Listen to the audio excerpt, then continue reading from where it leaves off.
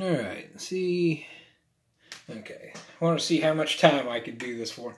So I have 14 minutes I can use up. This is my second time filming this, so I should be ready to go on this. Ran out of time in my first attempt, and so we'll have to be a little faster this time. So I just kind of want to go over a couple things I've been going over, and I got one shout out. It's not for a modeling channel. This is for B.O.G's Garage. I have no affiliation with him. I just stumbled across his channel one day, and I just really enjoyed it. He's got a vintage Tri-5 gasser that he's got back on track, and he's got at least another Tri-5 that he's working on. His son's got like a at 69 to 73 or whatever, Nova body style. But yeah, go check him out. He sent me these two stickers, and I really appreciate that. His name's Jeff Hubert, and so go to B.O.G's Garage and give him a check out. I think if you guys like Tri-5s and gassers, he's went to a couple drag events, and it shows some of the other cars and stuff too. So if you like that sort of thing, give him a check out, and I think you guys will enjoy it. And thank you, Jeff, for those.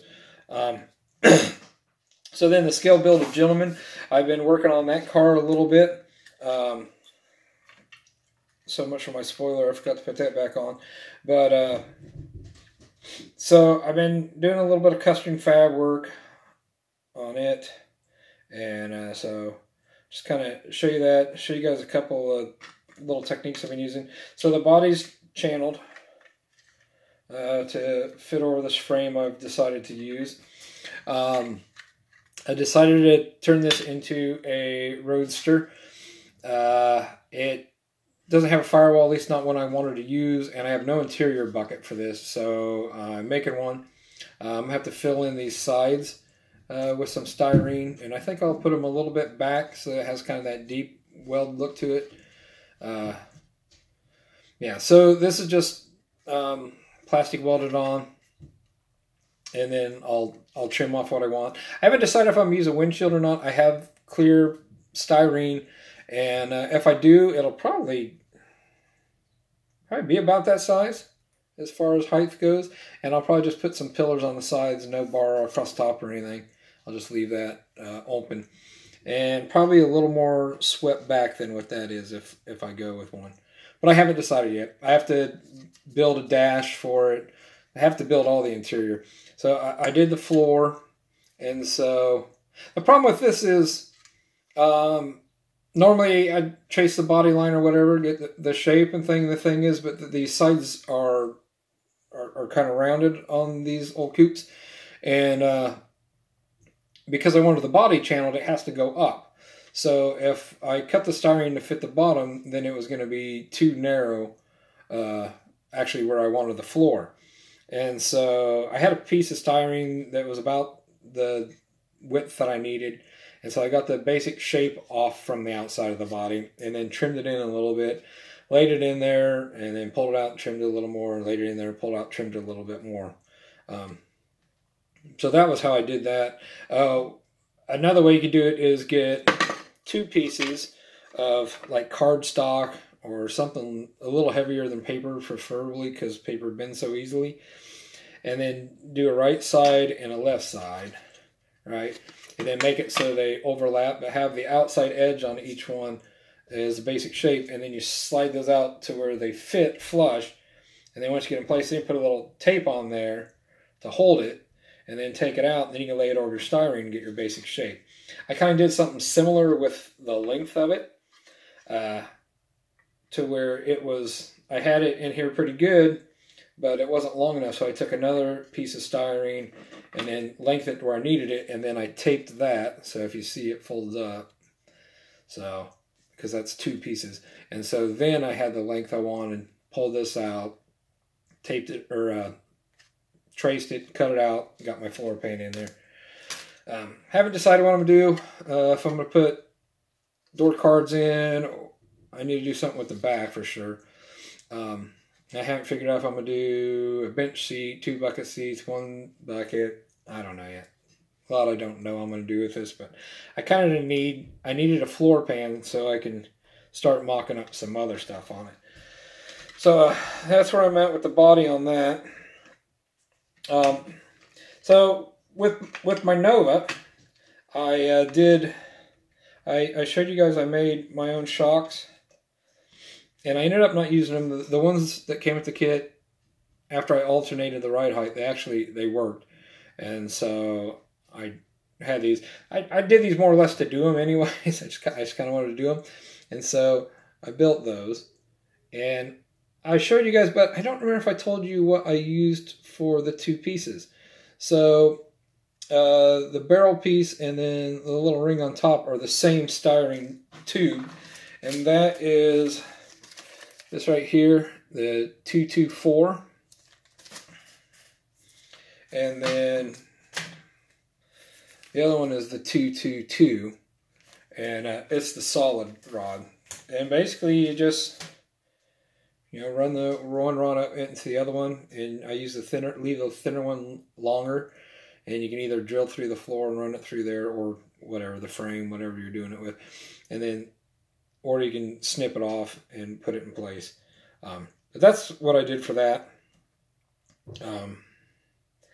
And then, so my engine shop, I told them that I wanted an inline 12, or I wanted a 12-cylinder engine, and couldn't find one. And they said, that's no problem. We have 2 inline 6s that won't make into it, or 2 straight 6s that won't make into a straight 12.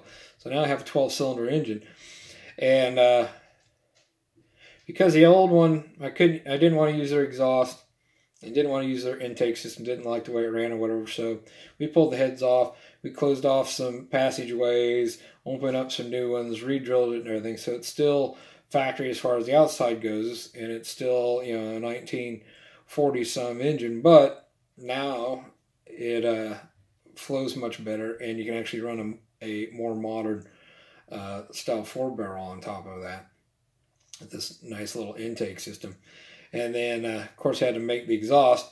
Well, you got to have them all basically bent the same and cut to the same length.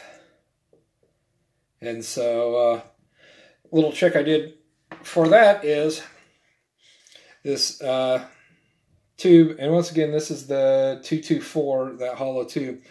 And so you want your bend to basically be in the same place, more or less. And so way to do that is you set where you want the bend to begin, and then take your one drill bit or rod or whatever you have to use. But I figured I have all these drill bits that are different sizes, and the one set I had has 2 of each bit, so that was perfect. So I had these 2. Put masking tape on here so it'll go down only so far on there. And then that way, every time I put a new tube on there, I know that bend's going to be in the basic same area. And then you take this one down there. You can add heat if you want, probably help it bend a little better, especially without breaking. But if you're careful and you just play around with it a little bit, you slide this one down till it meets the other one. You bend it a little bit and slide it up and bend and slide it up and bend and slide it up and bend until you get the basic shape that you're looking for. Just got to be patient and careful. The last thing you want to hear is that snap. Because for some reason, you would think that styrene would glue right back together, but I had a hard time trying to get those gaps to glue up. I don't know if it's because the plastic is stretched and so it does something on a molecular level, but it did not want to weld back together, and not good enough I was going to use it anyway, so I ended up having to scrap 2 or 3 of these that I tried bending. But if you look, that's a pretty good size bend already. You just take your time, but if you put that little stopper on there, and then the next one you put on will be in the same place. And so that's how I do that. And then I just left a little extra on the ends, and then went back and I taped the crap out of this thing to the edge of my table, and had it a little left up, put a couple pieces of cardboard under here, and then taped across all of these, and marked the line I wanted, and then I have that little hobby hacksaw. I just laid it on there, and then that way you get a nice flush straight line cut. And so yeah, I was really happy with the way that came out. Don't need a starter on this one, and it's molded in, so snip that off, put a little plate over there.